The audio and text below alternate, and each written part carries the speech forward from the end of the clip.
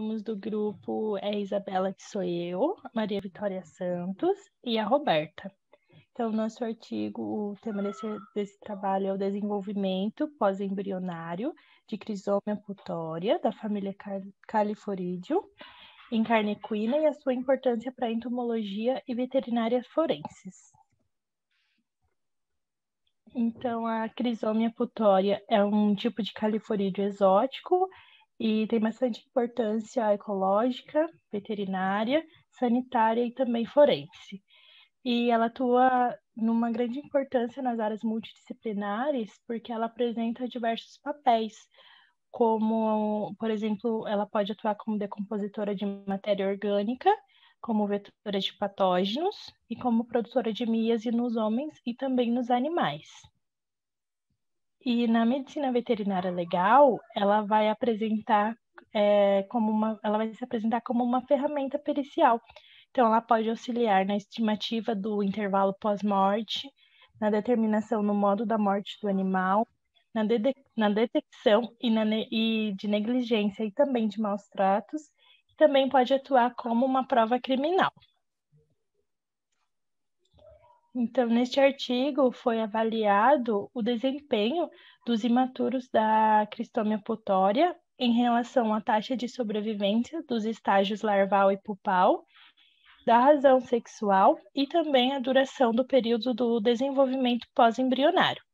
Então, durante essa fase, foi disponibilizada a carne de equino. Esse equino ele tinha sido eutanasiado por um motivo de falência orgânica no Hospital Veterinário da UFRJ. Com relação aos materiais e métodos, é importante ressaltar que eles foram baseados na orientação descrita por Milward. Primeiro, houve a coleta das matrizes em aviário, com a finalidade de formar um estoque que seria o fundador da população utilizada na pesquisa. Depois nós temos as neolarvas nascidas da segunda geração, que são inseridas em uma dieta à base de carne equina, basicamente tecido muscular.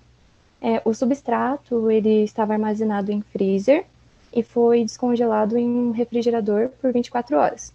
Depois ele foi colocado em uma estufa regulada a 30 graus Celsius durante 2 horas e daí acontece a finalização do seu pré-aquecimento. Durante o experimento foram utilizadas 200 neolarvas divididas em 4 repetições, sendo todas elas inoculadas em 100 gramas de carne. Depois de um tempo, as larvas perderam o interesse pela carne e nesse momento elas foram separadas e feito o cálculo da massa corporal. Essa variável ela foi registrada 24 horas após a pulpariação. Aí houve a separação dos adultos pelo sexo, em macho e fêmea, e também foi feito um monitoramento em câmara climatizada. Ela era regulada a 30 graus Celsius e ficou 14 horas de fotofase. Já em relação aos imaturos, que são as larvas alimentadas e pupas com 24 horas de vida, elas foram emparelhadas e constratadas pelo teste T. Agora um pouquinho sobre os resultados. A duração dos estágios larval e pupal foram de aproximadamente 4 dias, e a taxa de sobrevivência desses estágios foi de 80%. A razão sexual foi próxima à esperada, de 0,57. A Crisomia putória se desenvolveu de ovo a adulto em cerca de 9,5 dias, com alternância de temperatura de 23 a 29 graus Celsius. Quando comparada com a Crisomia albíceps e a Cochleomia macellaria, a C. putória se mostrou mais precoce, tendo desenvolvimento mais rápido. Em um estudo feito por Dalmeida em 1994, as larvas e pupas da C. putória foram criadas em carne bovina. E quando comparada com esse estudo, o desenvolvimento foi mais lento, mas os índices de sobrevivência foram maiores.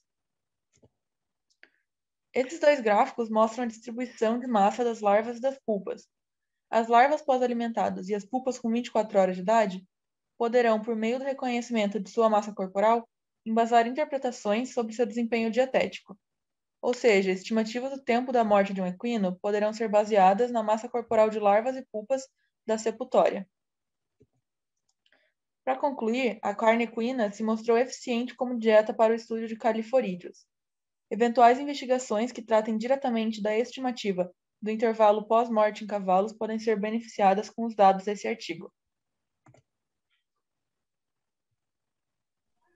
Em relação às críticas, então a gente verificou que parte dos resultados é bastante direta, mas muitas vezes eles só colocaram os dados e não elaboraram muito bem os resultados, então a gente teve essa dificuldade em visualizar alguns resultados.